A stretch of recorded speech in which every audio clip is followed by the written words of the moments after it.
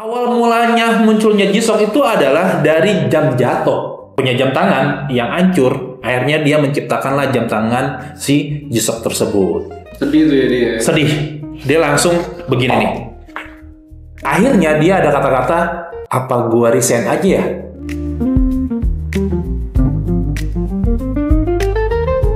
Halo semuanya, kembali lagi dengan gue Irfan dan gue Reza dan gue Iqbal. Nah, kali ini kita mau ngebahas tentang G-Shock, tapi bukan produknya. Wih, kita membahas apa nih? Kita akan ngebahas tentang sejarahnya G-Shock. Mungkin kalau Casio, semua orang udah tahu lah ya. Ini kali ini G-Shock historinya. Ini buat teman-teman juga yang pakai jam tangan G-Shock belum tentu tahu juga ya sejarah. Belum tentu tahu. Betul. Ya kan? Jadi, awal mulanya munculnya G-Shock itu adalah dari jam jatuh. Jam jatuh? Jam jatuh. Gimana tuh gimana? Jam jatuh langsung jadi G-Shock tuh gimana? Nah. Magic apa tuh dia? Wah, ini tuh benar-benar magic dan legendary. Gokil ya? Gila. Ini bahasa gue. Gimana? Nah, jadi gini. Ada seorang namanya Kiko Ibe. Kiko Ibe. Iya, makanya disebutnya adalah the father of G-Shock. Oke. Ya kan? Dikasih jam tangan nih sama orang tuanya nih. Surprise ya kan? Dibuka jam tangan. Tapi jam tangannya dirahasiakan mereknya. Sampai saat ini tuh dirahasiakan mereknya. Masih jadi misteri ya? Jadi misteri. Ya kan? Yang jelas bukan Casio. Jadi dikasih nih jam tangan. Namanya dulu kita kalau dikasih jam tangan sama orang tua disayang-sayang dong. Gitu. Jatuh lah. Nah, disitulah dia ngeliat jam tangannya tuh udah pecah berkeping-keping. Sedih tuh ya dia. Sedih. Dia langsung begini nih. Apa nih? Mikirin apa nih? Mikirin konten. Nangis berkeping-keping. Dia mikirin tuh, wah, saya bilang ke orang tua saya gimana nih?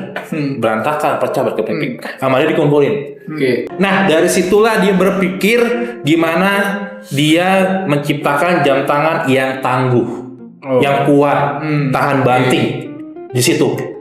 Berarti tuh kalau misalkan saat itu si Kiko Ibe itu nggak jatuh, kayaknya sejarah ini belum tentu ada ya. Bener, kata lo Bang. Mungkin kalau misalnya si Kiko Ibe itu tidak mengalami tragedi seperti itu, tidak ada yang namanya terciptanya jam tangan G-Shock. Berarti benar-benar dari kecelakaan pribadi ya? Yes, betul. Tiba-tiba langsung kepikiran ide, walaupun sedih jam tangannya hancur, tapi justru jadi bermanfaat banget nih karena dia akhirnya bisa menghadirkan atau membuat G-Shock. Nah, iya. Di tahun 1980-an, karena mungkin sudah dewasa, ya kan, dan dia juga ada seorang insinyur, ya kan, dia akhirnya melamarlah pekerjaan di Casio Computer Ltd. Dan dia di sana statusnya adalah seorang magang. Magang. Jadi dia bukan seseorang yang langsung menjabat ya? Bukan. Dari bawah. Dari lantai basement. Kebaca. Jokesnya kebaca. Nah, disitulah apa yang pernah dia alami pada saat dia masih muda, punya jam tangan yang hancur, akhirnya dia menciptakanlah jam tangan si G-Shock tersebut. Gitu. Sangat berimpact sekali ya. Nah, terus kalau untuk G-Shock ini jam tangannya kenapa bisa sampai sekarang akhirnya punya kekuatan itu tuh? Nah, bisa kuat gitu akhirnya. Nah, itu dia. Jadi si Kiko Ibe ini membuat konsep karena menurut gue tuh orang-orang Jepang itu terkonsep sih apa-apanya. Termasuk adalah si Kiko Ibe ini. Akhirnya dia membuat konsep yang disebut adalah triple ten. Kok gue dengernya kayak promo-promo gitu ya? Bener nggak sih? Promo apa nih? Promo paket internet, promo menarik. Wah, sembarangan dia. Triple ten itu adalah dia tahan jatuh dari ketinggian 10 meter. Oke, 10 meter tuh, ten pertama. Ten pertama. Oke. Yang kedua adalah 100 meter atau 10 bar. 10 bar. Itu berarti tekanan airnya. Tekanan air. Oke. Yang ketiga, 10 years battery. 10 years baterai. Benar-benar triple ten tuh ya. Tuh, triple ten tuh. 10. Oke. Dari ketinggian 10 meter, tekanan air sampai 10 bar, lalu baterainya sampai 10 tahun. Oke. Dikonsepin sama dia semua. Gokil kan? Jam tangan ini kayak apa ya? Kayak jam tangan yang superhero gitu loh. Yoi. Yang maknanya superhero gitu kan. Yoi. Tapi yang gue lihat tuh sekarang justru G-Shock 20 bar itu gimana sih? Nah, itu dia. Sekarang sudah banyak yang namanya perubahan. Banyak lagi upgrade. di jam tangan G-Shock sampai ada yang 200 meter atau 20 bar. Oh, oke. Gitu. Berarti itu konsep awalnya lah ya. Konsep awalnya tripod tersebut. Sekarang tuh udah berubah. Udah banyak pengembangan. Betul, pengembangannya udah banyak, bahkan sampai ada yang baterainya tok solar. Tapi berarti jam tangan G-Shock ini kan udah banyak banget teknologinya dan inovasinya itu berarti nggak gampang tuh bikin jam tangan itu tuh. Parah. Coba ceritanya kayak gimana? Jadi dia tuh punya tim. Timnya bikin lebih dari 200 prototipe. Prototype. Banyak banget ya. Banyak banget. Jam tangan itu dijatuhin terus-menerus. Itu kan lumayan sering ya. 200 kali itu bukan yang sedikit gitu. Pasti dia capek nggak sih? Maksud gua dia ada momen ketika dia putus asa dan nyerah gitu nggak sih? Ada nggak sih? Ada. Setiap orang pasti ada lah momen seperti itu. Jadi udah sampai 200 prototipe, udah diuji coba, masih gagal. Akhirnya dia mengalami frustasi. Dia pergilah ke taman. Ini gue udah join di perusahaan besar, ya kan? Udah nyoba sampai 200 kali, ya kan? Hasilnya belum dapat. Akhirnya dia ada kata-kata, apa gue resign aja ya? Oh, dia sempat kepikiran Iya, gitu. apa gue resign aja terus gimana nih? Aduh, gue nggak bisa berpikir lagi, nggak ada ide.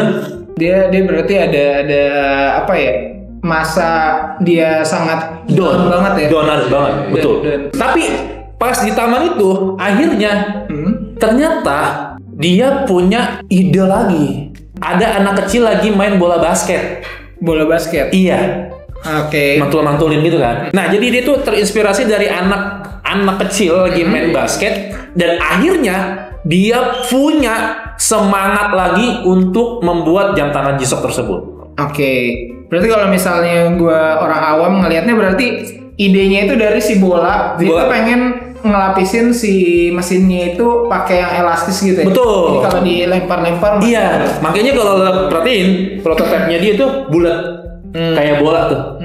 Nah, akhirnya dia terinspirasi lah dari bola tersebut supaya dibikin bulat gitu untuk melindungi si mesinnya tersebut biar lebih kuat. Gitu. Di tahun 1983, dia kan 80-an dia join ya. Ya selang 3 tahunan, akhirnya barulah membuat jam tangan yang menurut dia ini udah tercurahkan di jam tangan tersebut. Dari pengalaman yang jatuh yang tadi tuh, tercurahkan akhirnya hasilnya jam tangan G-Shock seri DW5000C. Dari cerita lu mungkin gue bisa narik kesimpulan, makanya si Kiko Ibe waktu datang ke Indonesia terakhir itu di bulan Oktober kalau nggak salah tahun lalu, itu dia selalu bilang never give up, never give up, never give up. Nah, itu dia. Mungkin gara-gara itu kali ya. Iya. Jadi pada saat si Kiko Ibe itu udah menciptakan, itu enggak diterima oleh masyarakat di Jepang. Ada berita tentang G-Shock, dia panik. Ada masalah apa nih G-Shock nih? Udah coba kalau bolanya diganti menjadi jam tangan G-Shock. si G-Shock. Iya. Dan ada beberapa channel juga di luar yang naik helikopter nih dites dan ternyata bukan 10 meter doang, ternyata bukan 10 meter doang, ternyata di atasnya itu 40 Bisa meter. lebih ya? Dari 1983 sampai hari ini itu tetap the legend still live on.